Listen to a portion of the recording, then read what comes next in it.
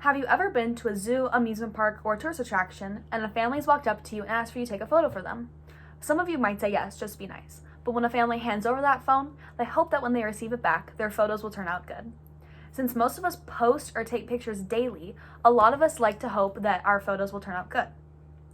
I've taken multiple photography classes, competed in art shows, and taken college courses specifically for photography.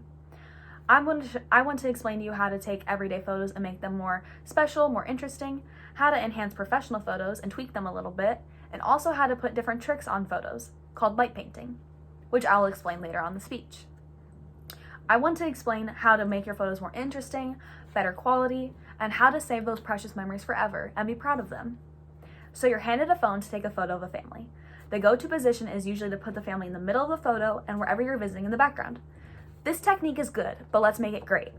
Tip 1 is the least commonly used trick, but it's the most useful.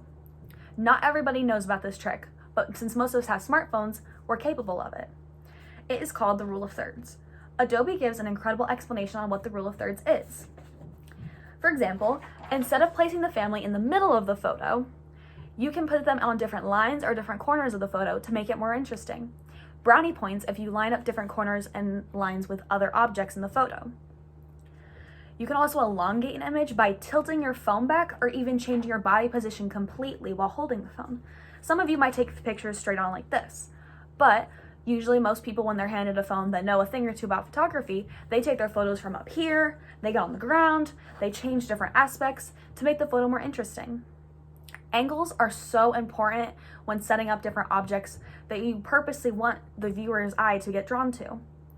This is used by adjusting layouts in different objects. These tips are useful for everyday photos, but what about the ones you want to save forever? Not everyone listening to this speech is going to go into newborn photography, wedding photography, or even go all the way in and be a National Geographic photographer. But everyone has had their photo taken at some point, whether it be for family photos, school photos, and most of us are freshmen. A lot of us just recently had our senior pictures done. Angles are so important for body positions. The Lens Lounge explains how portraying different shapes in photos can make it more eye-catching. For example, if you're taking a photo of somebody and their legs are crossed, it will be way more flattering if you position them at a different angle and made their legs in the shape of a triangle. Posture, hand placement, and even head tilts can make the image more interesting. Different photographers will notice these techniques, but now you get to know them too. Photos are an also easy way to capture important memories, but they're also a fun way to capture art. Many newbies when testing photography will play with the exposure, shutter speed, or lighting. For my people that don't know what these things are for a camera, it's basically light and timing. The way to use light and timing to your artistic advantage is called light painting. The Digital Photography School explained light painting as photography technology that uses a moving light source to its advantage.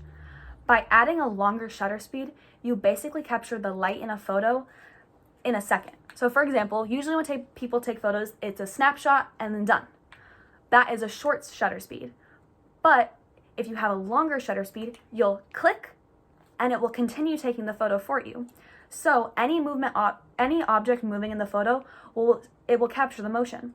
For example, last semester I took a photography course that included light painting, and I did a sparkler, so you can kind of see how I'm not in the image, but the light is, the sparkler is. I did that by adding a longer shutter speed.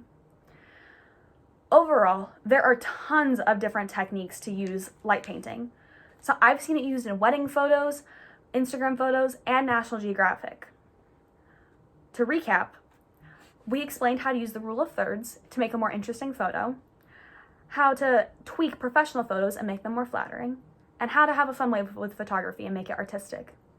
Ansel Adams, a famous landscape photographer, once said, "When words are unclear, I shall focus with photographs.